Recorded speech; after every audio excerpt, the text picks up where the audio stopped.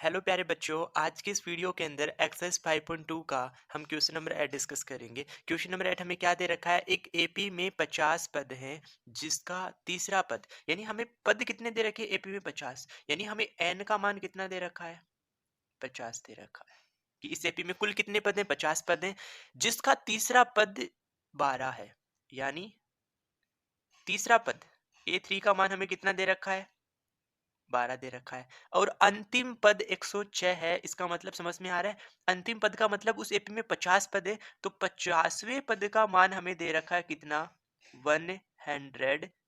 106 दे रखा है, तो इसका 29वां पद ज्ञात करना है। हमें किसका मान ज्ञात करना है? ए 29 का मान ज्ञात करना है। तो हमने इस टाइप का पहले भी एक क्वेश्चन डिस्कस किया है।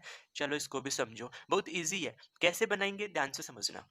देखो, तीसरा पद हमें कितना दे रखा है? 12 दे रखा है। तो मैं इस तीसरे पद को ऐसा लिख सकता हूं ना, ए प्लस 2 डी। ए प्लस 2 डी बराबर तीसरा पद कितना आ जाएगा? 12 आ जाएगा। यानी हम ए3 को ए प्लस 2 डी लिख रहे हैं, ए और डी की फॉर्म में लिख रहे हैं। इक्वल टू में कितना दे रखा है? 12 दे रखा है। ऐसे ही मैं 50वें पद को क्या लिख दूंगा? ए प्लस 49 डी कर दूंगा।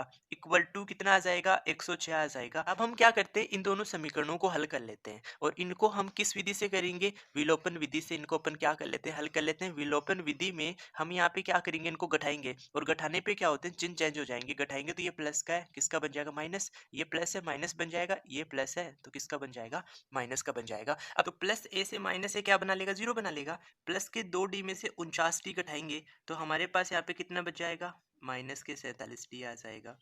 इक्वल टू माइनस के 106 और प्लस के 12, तो यहाँ पे माइनस का कितना बच जाएगा?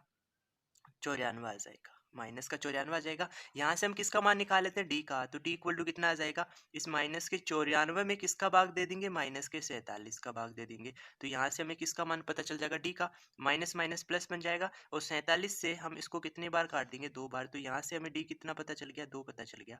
तो ये तो हमने सारवंतर डी का मान ज्ञात कर लिया। अगर हमें 29वें पद का मान निकालना है तो देखो, ए 29 बराबर कितना आएगा?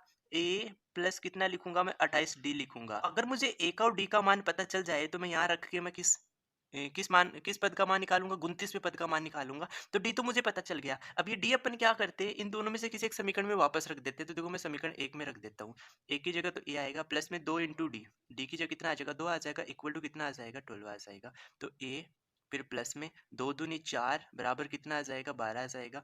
ए इस प्लस 4 को इधर भेज दूंगा तो 12 में से कितना करूंगा? 4 माइनस कर दूंगा, तो यहाँ से ए का मान कितना आ जाएगा?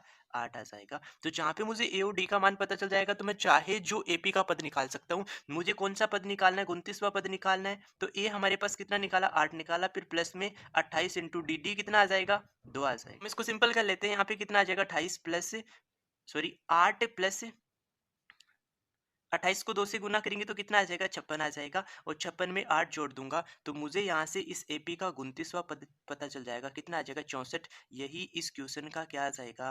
आंसर आ जाएगा। तो आई होप सभी स्टूडेंट को ये क्वेश्चन समझ में आ गया होगा। तो आप अपने इस वीडियो को लाइक ज़रूर करें, और चैनल को आप ज़रूर सब्सक्राइब कर ले। Okay, thank you for watching video.